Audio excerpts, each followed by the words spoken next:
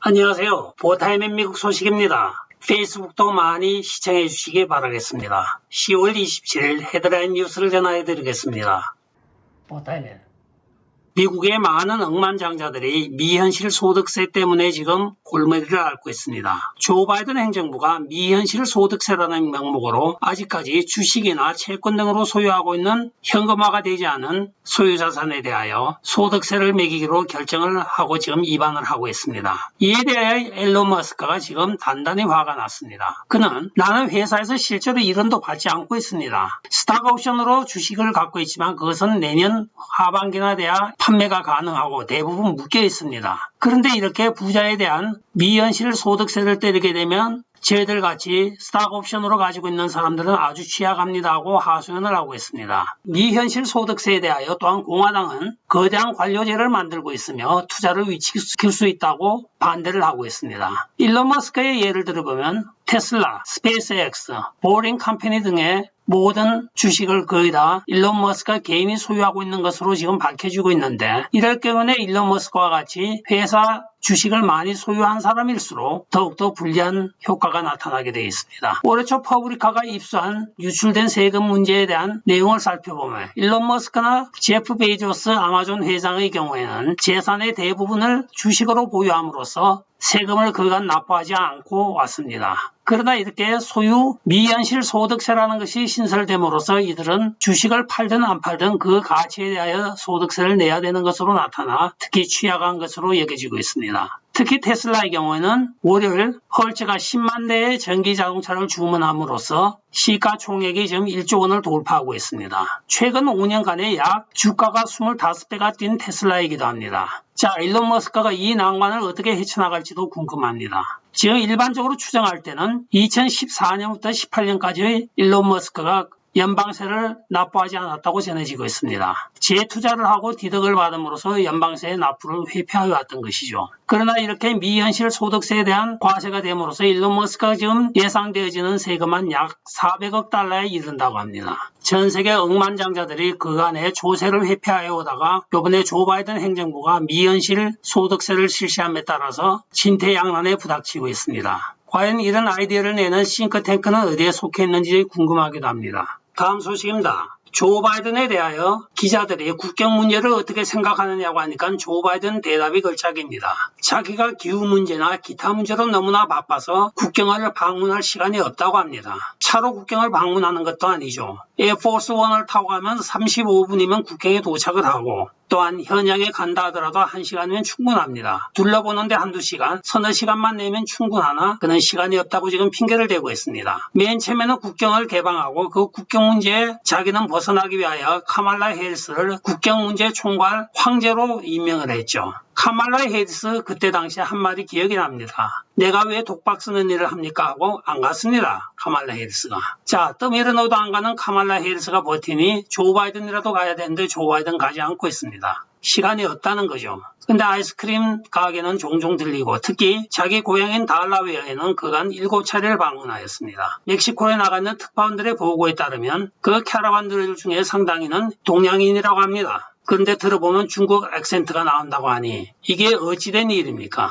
조 바이든이 국경 장벽에 돈을 낭비할 수 없다고 하여 국경 장벽을 세우지 말라고 했습니다. 행정명령으로요. 그래야 국경 장벽 건설이 중지가 되었습니다. 그러나 그 돈을 가지고 자기를 보호하기 위한 담장을 설치한다고 달러웨어에 46만 불을 쓰고 있습니다. 개인 돈이 아니고 그 돈입니다. 바로 국경 장벽 건설비. 국민들은 불법적인 이민자들에게 노출이 되어도 되고 자기는 이웃 주민에게 노출이 되면 안 된다는 사고는 어디서 나오는 건지 상당히 궁금하기도 합니다. 다음 소식입니다. 일주일도 채 남지 않은 버지니아 주지사 선거 지원 유세를 하기 위하여 조 바이든이 버지니아로 날아갔습니다. 마스크도 하지 아니하고 맥클리프 후보자의 와이프와 허그까지 하고 있습니다. 그리고 자기 딴에는 열심히 맥클리프 후보를 지지하는 연설을 하고 있는 도중에 두 개 단체가 항의 시위를 하러 거기에 모였습니다. 한 단체는 바로 엑셀 파이프 3라고 하는 미국 중부를 남북으로 연결하는 파이프라인을 말합니다. 그게 노동자들이 조 바이든을 지지했죠. 그러나 이 사람들이 지금 조 바이든에 대한 배신감을 느끼고 조 바이든에 대하여 성토대회를 거기서 하고 있습니다. 스탑 3를 하라고. 또한 한편의 극좌단체가 또 왔습니다. 그들은 뭐냐면 불체자들에게 시민권을 주라고 극좌단체들이 데모를 하고 있습니다. 많이 모인 사람들도 아닙니다. 이 두 단체 다 포함해서 이 연설에 모인 사람이 총 200명입니다. 8,100만 표를 받은 대통령의 연설에 200명이 모인 것입니다. 파도 떠들고 자기 목소리가 전달해지지 않자 조 바이든이 한다는 소리가 여러분 여기는 도널드 트럼프 선거 유세장이 아닙니다 하고 소리를 치고 있습니다. 거기는 도널드 트럼프 대통령 지지자가 간 사람이 없습니다. 200명의 거의 다가 민주당과 또는 테리 맥크리프 선거본부 사람들과 그 다음은 이 항의 시위를 하러 간 사람들입니다. 두 단체가 모두 극좌단체입니다. 도대체 이 조 아저씨 어떡하죠? 요새 조 바이든 욕할 때 많이 외치죠. 아주 멋진 욕이 있습니다. Let's go Brandon. 다음 소식입니다. 팍스뉴스의 터 칼슨이 투나잇쇼에서 조 바이든이 지금 연방법을 위반함으로 별 노력 없이도 탄핵이 가능하다고 이야기를 하고 있습니다. 이는 대통령으로서 국경수의 가장 중요한 의무를 위반하였다고 하면서 즉시 탄핵에 대해야 마땅하다고 이야기를 하고 있습니다. 그러면서 그는 지금 펠로시가 과거에 했던 발언을 그대로 보도를 하고 있습니다. 펠로시가 하였던 발언은 국민을 안전하게 보호하는 것이 선출직 공무원으로서 우리의 의무이며 국경은 우리의 초기 방어선 중 하나인 첫 번째 방어선입니다 하고 이야기를 한 적이 있습니다. 또한 상원의 원내대표는 척 슈머도 마찬가지입니다. 불법 이민자들이 이 나라에 유입되는 것을 막을 수 있는 유일한 방법은 그들을 고용하는 고용주들에게 더 이상 불체자 고용은 불가능하다고 알려주는 것입니다 하고 이야기를 하였습니다. 자기들 말로 국경 경비 강화를 이렇게 이야기했던 민주당 리더들이 지금은 모르쇠 하고 있습니다. 도널드 트럼프 대통령 보고는 그렇게 탄핵을 외치면서 조 바이든에 대해서는 이런 방구도 하고 있지 않습니다. 물론 자당 대통령이니까 탄핵을 하기 싫겠죠. 옛날에는 라틴 아메리카나 아프리카에서 오는 불법 캐러반이 많았는데 오늘날 나타나고 있는 캐러반에는 수많은 중국인들이 그 캐러반에 포함이 되어 있다고 합니다. 2021년 회계연도 마감인 9월 30일까지 미국에 들어온 불체자가 169만 명이라고 알려지고 있습니다. 1년에 40만 명 미만이 들어도 도널드 트럼프 대통령이 국경장벽을 세웠는데 조 바이든은 그 국경장벽을 세우는 국방부 특별 예산이 아깝다고 못 세우게 하였습니다. 다음 소식입니다. 군부대에 있는 항공대학원에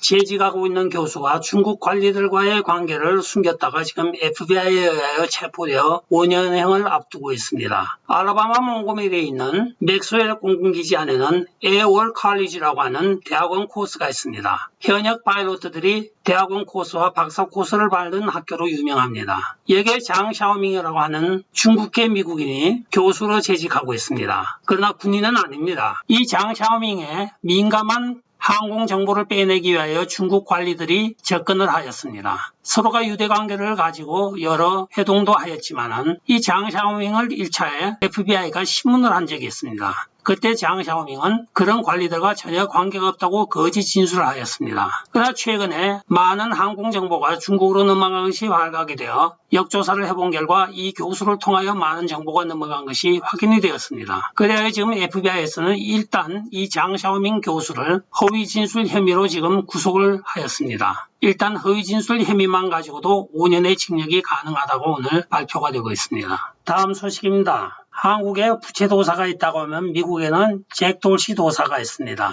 왜 잭 돌시가 도사라는 말을 듣느냐고 하면 작년 선거 때에 그날 밤에는 선거 결과가 나오지 않을 것입니다 하고 이야기를 하였습니다. 사람들이 모두 의아하게 생각을 하였죠. 그러나 결과적으로는 11월 3일 날 자정이 넘도록 아무런 선거 결과가 발표가 되지 않고 있었습니다. 잭 돌시가 그것을 어떻게 알았을까요? 이번에는 잭 돌시가 또 다른 예언을 하고 있습니다. 이번에 새로운 초거대한 인플레이션이 미국의 모든 것을 바꿀 것입니다 하고 트위터를 하고 있습니다. 그 인플레이션은 지금 다가오고 있고 조만간 모든 분야에서 변혁이 일어난다고 이야기를 하고 있는데 이 잭 돌시 도사의 말을 우리가 믿어야 할지 안 믿어야 할지 지금 상당히 염려가 되고 있습니다. 다음 소식입니다. 팍스뉴스에 의하면 로스앤젤레스 시의회에서 최빈곤층의 코로나19로 인하여 생활이 어려워진 3천 가구를 선별하여 월 1,000불씩 1년 동안 지급하기로 가결을 하였습니다. 초기에는 600만 불의 예산을 책정이 되어 있었으나 커런 프라이스라는 시의원이 자기 구역에 약 3천 가구가 최빈곤층에 거주하고 있다고 하소연을 하였습니다. 이에 많은 시의원들이 동조를 하여 1,000불씩 준다고 하였습니다. 이 커런 프라이스 시의원 이제 종신으로 아마 그 지역에서 당선이 될 것 같습니다. 지금 미국에는 많은 일자리가 있습니다. 지금 구인난 때문에 난리가 나 있습니다. 물류대란도 사람이 없어서 지금 하역을 못하고 사람이 없어서 컨테이너를 운송을 못하고 있는 것입니다. 이런 식으로 일할 수 있는 사람까지 무조건 좀 못 산다고 천부씩 각오당 주게 되면 누가 일을 합니까? 성경에도 일하지 않는 자는 먹지도 말라고 한 말이 있는데 일하지 않고도 먹을 수 있다고 하는 것이 이게 비진리적이기도 합니다. 지금 미국 해체 작업에 가장 앞서고 있는 주 중에 하나가 바로 뉴욕주와 캘리포니아주입니다. 캘리포니아주에서 특히 샌프란시스코와 로스앤젤레스가 가장 대표적입니다. 천사의 도시에서 천사가 버리고 간 도시가 되지 않기를 간절히 바라겠습니다. 끝까지 시청해 주셔서 감사합니다. 좋아요, 구독, 알림 그리고 공유 부탁드리고 댓글 많이 부탁드리겠습니다. 안녕히 계십시오. 바이.